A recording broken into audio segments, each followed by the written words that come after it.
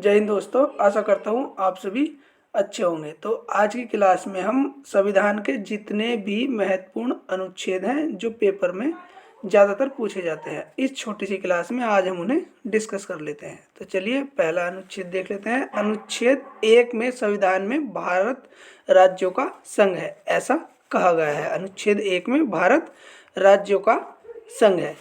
अब अनुच्छेद 2 में बताया गया है भारतीय संघ के बाहर के क्षेत्र को शामिल करने का प्रावधान है। यानी भारतीय संघ में, भारत देश में बाहर के जो भी क्षेत्र हैं उन्हें शामिल करने का प्रावधान अनुच्छेद 2 में दिया गया है।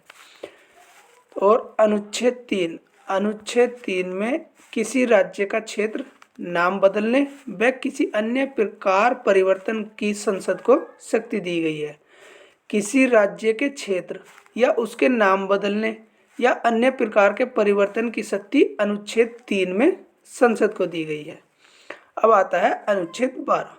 अनुच्छेद 12 में राज्यों की परिभाषा दी गई है, जो कि मूल अधिकार के अंदर आता है। मूल अधिकार अनुच्छेद 12 से 35 तक दिए गए हैं, जो कि भाग 3 में है। तो अनुच्छेद 12 राज्य की परिभाषा दी गई है। अब आता है अनुच्छेद 13। अनुच्छेद 13 में मूल अधिकार से असंगत कानून लागू नहीं होगा। यानी मूल अधिकार से असंगत जिन कानूनों से मूल अधिकार का हनन होता हो, ऐसा कानून लागू नहीं होगा, ऐसा अनुच्छेद 13 में कहा गया है। अब आता है अनुच्छेद 14। अनुच्छेद 14 में दिया है कानून के समक्ष समानता, यानी कानून के समक्ष सभी को समान दृष्टि से देखा जाएगा, अनुच्छेद 14 के अनुसार। अनुच्छेद 15। अनुच्छेद 15 में धर्म, जाति आदि के आधार पर विभेद नहीं किया जाएगा। धर्म, जाति आदि के आधार पर विभेद अनुच्छेद 15 के अनुसार नहीं किया जाएगा। अनुच्छेद 16 में दिया गया है नौकरी में समानता, यानी नौकरी में सभी को समान दृष्टि से देखा जाएगा, अनुच्छेद 16 के अनुसार। अनुच्छेद 17 अस्पृश्यता का अंत, यह बहुत इंपॉर्टेंट अनुच्छेद है। अनुच्छेद 17 अस्पृश्यता का अंत। अगला अनुच्छेद 18। अनुच्छेद 18 में दिया गया है उपाधियों का अंत, यानी किसी को भी कोई उपाधि नहीं दी जाएगी, अनुच्छेद 18 के अनुसार।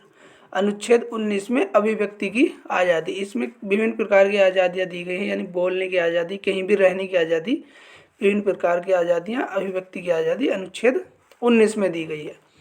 अनुच्छेद 20 अपराध दोष सिद्धि के संबंध में संरक्षण। अनुच्छेद 20 अपराध दोष सिद्धि के संबंध में संरक्षण। आगे है अनुच्छेद 21। अनुच्छेद 21 में जीवन का अधिकार दिया गया है। अनुच्छेद 21 जीवन का अधिकार। अब आता है अनुच्छेद 21A।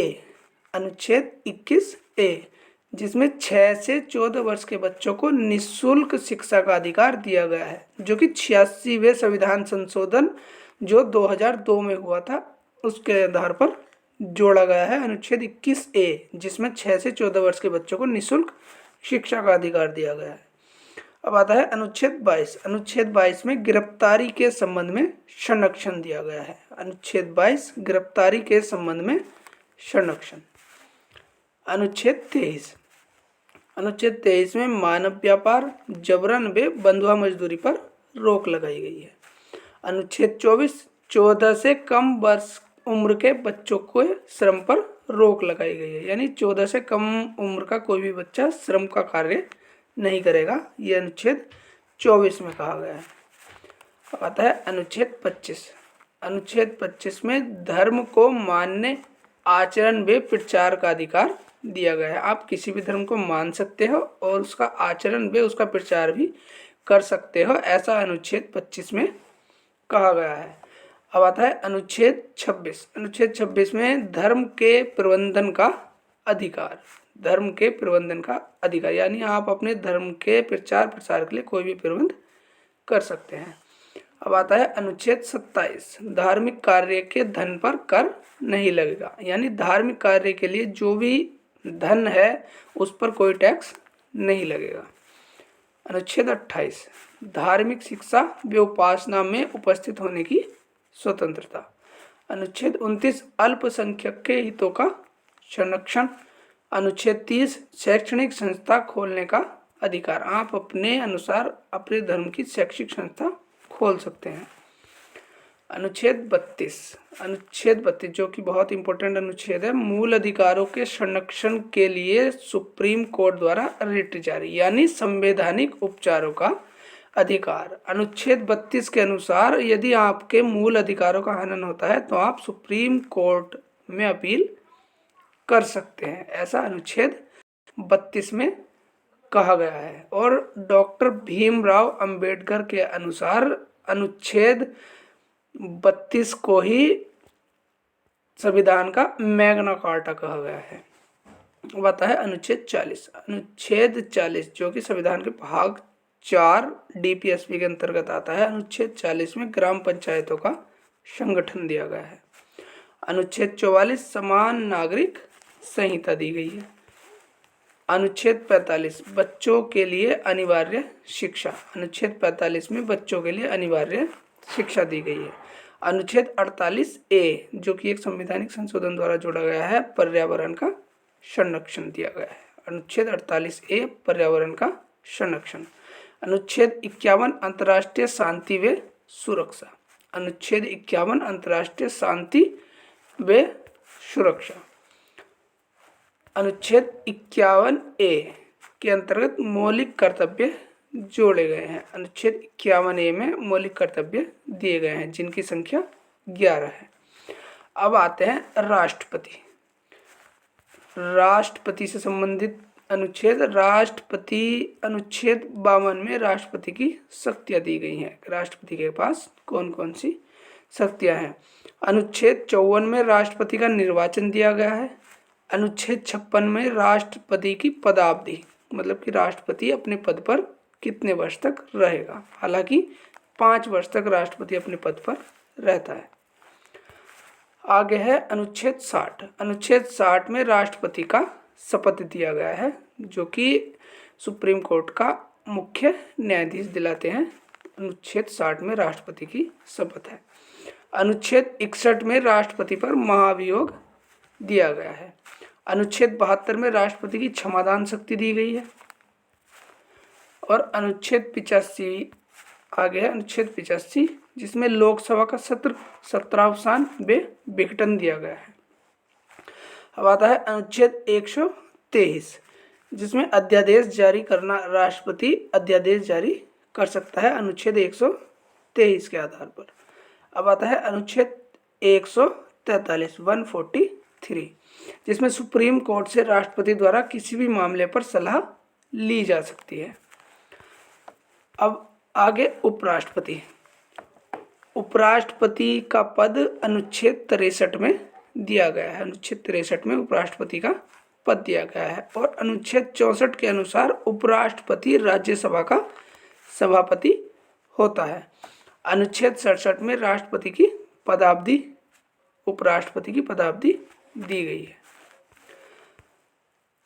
आगे आता है केंद्रीय मंत्रिपरिषद यानी संसद में केंद्रीय मंत्रिपरिषद। अनुच्छेद 74 में राष्ट्रपति की सहायता के लिए एक मंत्रिपरिषद होगी जिसका प्रमुख प्रधानमंत्री होगा, ऐसा अनुच्छेद 74 में कहा गया है। आगे अनुच्छेद 78 राष्ट्रपति को सूचित करने संबंधी प्रधानमंत्री के दायित्व अनुच्छेद 78 में दिए गए हैं। आगे कुछ संवैधानिक पद हैं जो अनुच्छेद 76 में भारत का महान्यायवादी दिए गए हैं। भारत का महान्यायवादी का पद अनुच्छेद 76 के अंतर्गत दिया गया है। अनुच्छेद 148 में भारत का नियंत्रक महालेखा परीक्षक दिया गया है। अनुच्छेद 148 भारत का नियंत्रक महालेखा परीक्षक दिया गया है। अनुच्छेद 280 के अंतर्गत वित्त आयोग आता है। वित्त आयोग का प्रावधान अनुच्छेद 280 में दिया गया है। अनुच्छेद 315 में यूपीएससी यानी यूनियन पब्लिक सर्विस कमीशन दी गई है। अनुच्छेद 324 में निर्वाचन आयोग दिया गया है। निर्वाचन आयोग का गठन अनुच्छेद 324 के अंतर्गत किया जाता है। अब आती है संसद। तो संसद का गठन अनुच्छेद 79 यानी 79 के अंतर्गत किया जाता है संसद का गठन। आगे है अनुच्छेद 80। अनुच्छेद 80 में राज्यसभा की संरचना और अनुच्छेद 81 में लोकसभा की संरचना। आप इसे ऐसे भी याद कर सकते हैं, सरल सरल करके भी आप इसे याद कर सकते हैं। सरल, से संसद, रे से राज्यसभा और ले से लोकसभा। और 79, 80, 81 ये इसके क्रम से अनुच्छेद हैं। आगे है अनुच्छेद 89 राज्यसभा का सभापति। अनुच्छेद 89 यानी 89 में दिया गया है।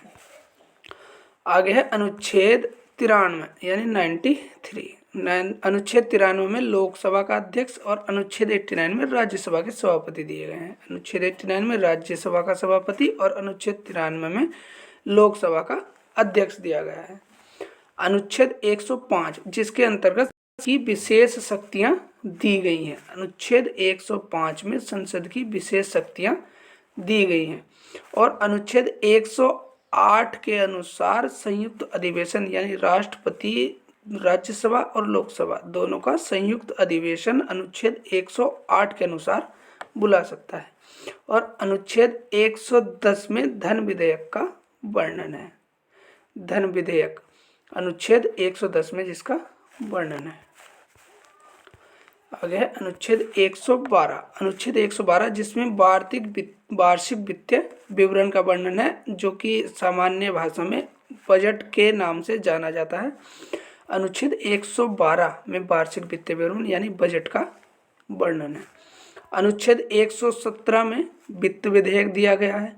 आगे आता है सर्वोच्च न्यायालय यानी सुप्रीम कोर्ट। तो सुप्रीम कोर्ट का गठन अनुच्छेद 124 के अनुसार किया जाता है।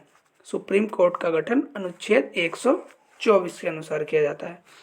अनुच्छेद 131 में मूल अधिकार क्षेत्र यानी सुप्रीम कोर्ट के मूल अधिकार क्षेत्र 131 के अंतर्गत दिए गए हैं। अनुच्छेद 137 में कानून की न्यायिक समीक्षा, सुप्रीम कोर्ट की कानून की न्यायिक समीक्षा अनुच्छेद 137 में दी गई है। आगे आता है विभिन्न राज्यों के राज्यपाल, जो कि एक राज्य के लिए राष्ट्रपति की तरह ही कार्य करता है। अनुच्छेद 153 में राज्य के लिए एक राज्यपाल होगा। ये अनुच्छेद 153 में दिया गया है, राज्यों के लिए एक राज्यपाल होगा। राज्यों के लिए एक राज्यपाल होगा यानी एक राज्यपाल 2 राज्यों का भी हो सकता है और एक राज्य का भी एक राज्यपाल हो सकता है, ऐसा अनुच्छेद 153 में कहा गया है। अनुच्छेद 154 में राज्यपाल की शक्तियां दी गई हैं। अनुच्छेद 155 में राज्यपाल की नियुक्ति अनुच्छेद 155 के अंतर्गत दी गई है। और अनुच्छेद 161 में क्षमादान की शक्ति दी गई है। जैसे राष्ट्रपति की क्षमादान शक्ति अनुच्छेद 72 में दी गई थी, उसी प्रकार राज्यपाल की क्षमादान शक्ति अनुच्छेद 161 में दी गई है। आगे आता है राज्य की मंत्रिपरिषद। जिस प्रकार राष्ट्रपति की सहायता के लिए केंद्रीय मंत्रिपरिषद होती है, उसी प्रकार राज्यपाल की सहायता के लिए राज्य का मंत्रिपरिषद होती है। तो मंत्रिपरिषद, राज्य की मंत्रिपरिषद अनुच्छेद 163 में आती है। और अनुच्छेद 164 में मुख्यमंत्री की नियुक्ति की जाती है, जो कि मंत्रिपरिषद का प्रमुख होता है। और अनुच्छेद 165 में महाधिवक्ता, जो कि राज्य के वकील के रूप में कार्य करता है, उसका वर्णन किया गया है। अब आता है राज्य का विधानमंडल, जो कि अब लगभग हमारे देश में 6 ही राज्यों में है राज्य विधानमंडल। तो राज्य विधानमंडल का जिक्र अनुच्छेद 168 में किया गया है। राज्य विधानमंडल का जिक्र अनुच्छेद 168 यानी 168 में किया गया है। अनुच्छेद 169 में विधान परिषद का गठन व उसकी समाप्ति। अनुच्छेद 169 में विधान परिषद का गठन व उसकी समाप्ति दी गई है। अब आता है राज्यों का उच्च न्यायालय यानी हाई कोर्ट। तो हाई कोर्ट का गठन अनुच्छेद 214 में किया गया है और सुप्रीम कोर्ट का गठन अनुच्छेद 124 के अंदर किया गया है। और हाई कोर्ट यानी उच्च न्यायालय का गठन अनुच्छेद 214 में किया गया है। अब आता है अनुच्छेद 226। अनुच्छेद 226 में मूल अधिकार के संरक्षण के लिए रिट।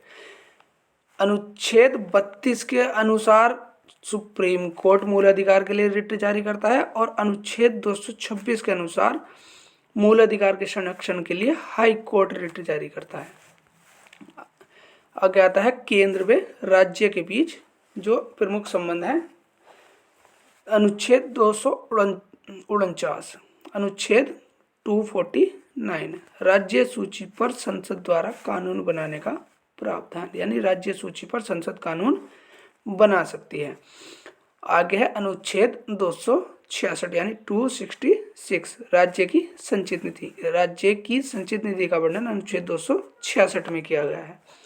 आगे है अनुच्छेद 267 यानी 267 राज्य की आपातकालीन निधि। जो राज्य की आपातकालीन निधि होगी उसका वर्णन अनुच्छेद 267 में किया गया है।